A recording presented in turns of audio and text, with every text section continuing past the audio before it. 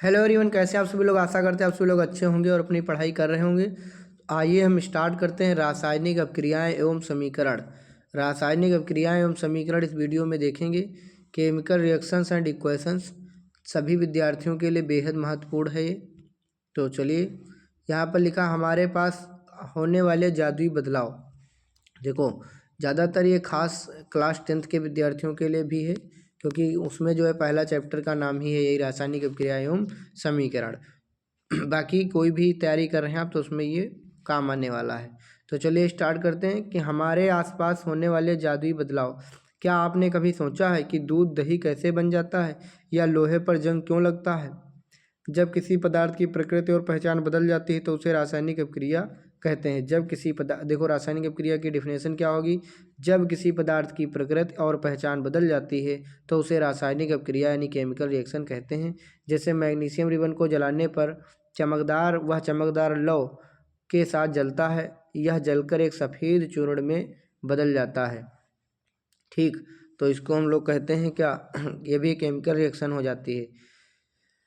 Magnesium ribbon को जलाने से पहले इसको रेगमाल यानी इस सैंड पेपर से साफ़ किया जाता है ताकि उस पर जमी ऑक्साइड की परत हट जाए, और फिर उसको जलाया जाता है और रिएक्शन होती है 2Mg+O2 और जलाने के बाद होता है 2MgO, मैग्नीशियम ऑक्साइड का सफ़ेद चूर्ण। और सब ये हो गया आपका। अब देखो, रासायनिक समीकरण को संतुलित क्यों किया जाता है, बैलेंसिंग केमिकल इक्वेशन। तो इसको बैलेंस क्यों किया जाता है, क्योंकि प्रकृति का नियम होता है हिसाब बराबर होना चाहिए, यानी इसी पे आधारित है द्रव्यमान संरक्षण का नियम। लाभ कंजर्वेशन ऑफ मास कहता है कि द्रव्यमान न तो बनता है न तो नष्ट होता है। समझ गए। इसलिए एक संतुलित रासायनिक समीकरण में तीर के दोनों तरफ परमाणुओं की संख्या समान होनी चाहिए। जैसे देखो, इधर लिखा है Mg+O2 और इधर लिख दिया जाए 2MgO। तो देखो यहाँ पे ऑक्सीजन के 2 हो गए परमाणु और मैग्नीशियम के भी 2, लेकिन इधर ऑक्सीजन के तो 2 दिए हैं लेकिन मैग्नीशियम के 2 नहीं दिए, तो दो लगा देंगे, तब ये संतुलित रासायनिक समीकरण कहलाएगी। अभिकारकों का कुल द्रव्यमान उत्पादों का कुल द्रव्यमान बराबर होना चाहिए। जैसे यहाँ पे लिया Mg+O2 एरो 2MgO, तो अगर ये है 100 ग्राम और ये है मान लिया 1 मिनट, ये है 100 ग्राम, ये है 80 ग्राम, तो 20 ग्राम इसको भी होना चाहिए, तभी 100 ग्राम होगा बराबर। ठीक, अब हम इसे हीट एंड ट्रायल विधि से संतुलित करते हैं। समीकरण को संतुलित करना इसलिए आवश्यक है ताकि द्रव्यमान संरक्षण के नियम का पालन भी हो सकेगा। अब देखो, संयोजन अभिक्रिया क्या होती है, माने कि रासायनिक अभिक्रियाओं के प्रकार में सबसे पहले देखेंगे कम्बिनेशन रिएक्शन। संयोजन अभिक्रिया, कम्बिनेशन रिएक्शन। तो यहाँ पर संयोजन अभिक्रिया देखिए, दोस्ती की केमिस्ट्री, जब दो मिलकर एक बने। संयोजन अभिक्रिया कम्बिनेशन रिएक्शन, जब दो या दो से अधिक अभिकारक मिलकर एक एकल उत्पाद बनाते हैं। जब दो या दो से अधिक अभिकारक मिलकर एक एकल उत्पाद बनाते हैं तो उसको हम लोग संयोजन अभिक्रिया कहते हैं, कम्बिनेशन रिएक्शन कहते हैं। कम्बिनेशन मतलब कंबाइन होना, मतलब दो या दो से अधिक पदार्थ मिले और किसी एक पदार्थ को बना, जैसे A+B मिला और C बन गया। इस प्रक्रिया में बहुत अधिक ऊष्मा, मतलब इसका एग्जाम्पल है CaO+ पानी बुझा हुआ चूना, CaOH का होल्टॉइस, या फिर अभी जो मैंने लिखा था 2Mg+O2 वो भी इसी में काम कर जाएगा, क्योंकि दो चीज़ें मिली और मैग्नीशियम ऑक्साइड का चूर्ण बना है। इस प्रक्रिया में बहुत अधिक ऊष्मा भी निकलती है, इसलिए इसको हम ऊष्माक्षेपी प्रक्रिया भी कहते हैं। किसमें? ये वाली बुझे हुए चूने वाली रिएक्शन में। अगला देखते हैं, कोयले का जलना, C+O2 CO2 भी इसका एक उदाहरण है। C+O2 CO2 S+O2 SO2। ठीक, सफ़ेदी करने के 2-3 दिन बाद दीवारों पर चमक आती है, क्योंकि CaOH का होल्टॉइस हवा में CO2 से मिलकर CaCO3 बनाता है। अगला देखते हैं ऊष्माक्षेपी अभिक्रिया। ऊष्माक्षेपी अभिक्रिया यानी श्वसन, रेस्पिरेशन। ऊष्माक्षेपी अभिक्रिया किसे कहते हैं? देखिए, क्या सांस लेना भी केमिस्ट्री है? क्या सांस लेना भी केमिस्ट्री है? बिल्कुल। जीवित रहने के लिए हमें ऊर्जा चाहिए जो हमें भोजन से मिलती है, बिल्कुल। पाचन के दौरान कार्बोहाइड्रेट टूटकर ग्लूकोज बनाता है।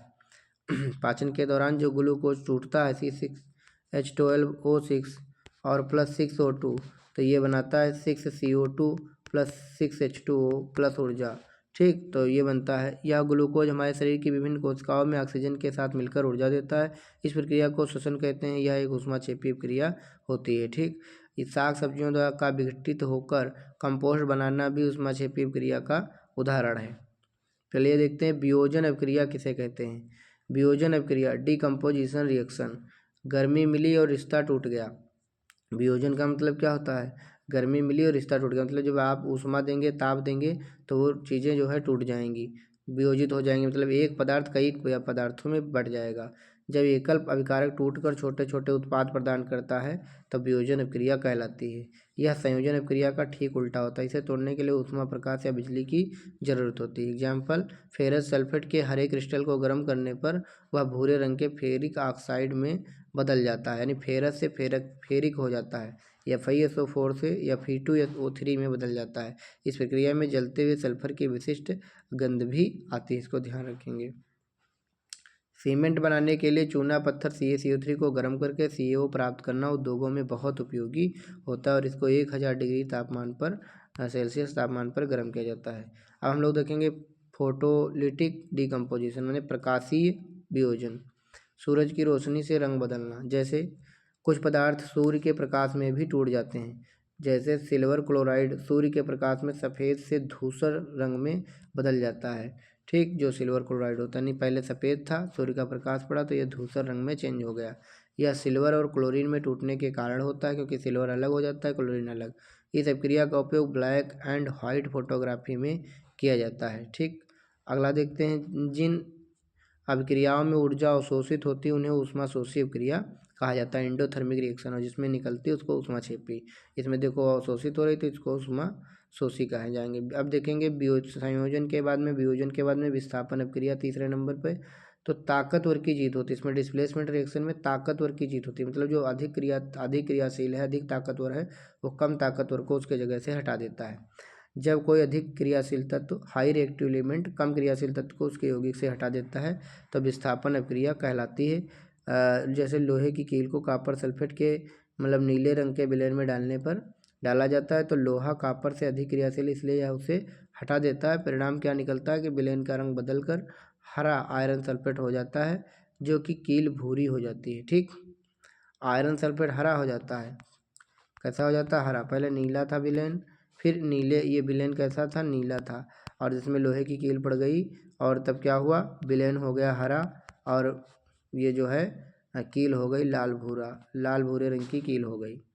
अब ऐसा क्यों हुआ, क्योंकि जिंक और लेड भी कॉपर से अधिक क्रियाशील, इसलिए उसे भी स्थापित करते। इसलिए देखो यहाँ पे क्या होगा कि जो कॉपर होगा, वो तांबा होगा, वो क्या कह रहा है, लोहे की कील डालने पर लोहा कॉपर से अधिक क्रियाशील, इसलिए उसे हटा देता है।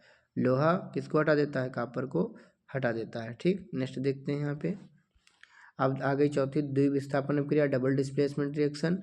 इसमें क्या होता है, आयनों की अदला बदली होती है। द्विविस्थापन, इसमें दो विकारकों के बीच आयनों का आदान प्रदान होता है। प्रयोग, sodium sulphate Na2SO4 plus barium chloride BaCl2, और एरो बनेगा क्या, BaSO4 बनेगा प्लस 2NaCl बनेगा। ठीक, ये रिएक्शन पूरी बनती है। तो यह मिलकर बेरियम सल्फेट और क्या सफ़ेद पदार्थ बनाते हैं जो पानी में नहीं घुलता, जो तली में बैठ जाता है, इसलिए अवक्षेपण अभिक्रिया भी इसको कह सकते हैं। इस अघुलनशील पदार्थ को अवक्षेप कहते हैं, प्रेसिपिटेट कहते हैं इसको। तो अगला देख, जिस अभिक्रिया में अवक्षेप बनता है उसे अवक्षेपण अभिक्रिया भी कहते हैं। जिस अभिक्रिया में अवक्षेप बनता है उसे अवक्षेपण अभिक्रिया भी कहते हैं। अब हम लोग देखेंगे उपचयन एवं अपचयन, oxidation and reduction reaction. Oxygen का आना और जाना, ऑक्सीजन का आना और जाना। ठीक, तो यहाँ पर देखिए उपचयन और अपचयन। उपचयन होता है जिसमें ऑक्सीजन का योग होता है, और अपचयन होता है जिसमें ऑक्सीजन बाहर चली जाती है।